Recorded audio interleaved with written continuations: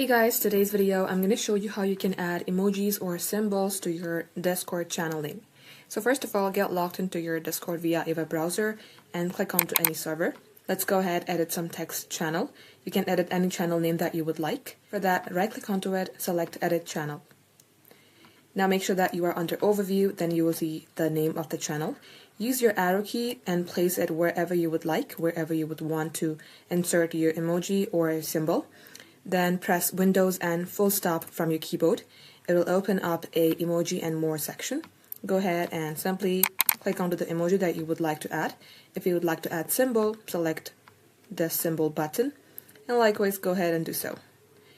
Once done, select Save Changes. Go back to your channel, and now you can see the channel is changed to emoji and symbols. So guys, this is how it's done. If it helped, leave a like and sub. We will catch you up soon.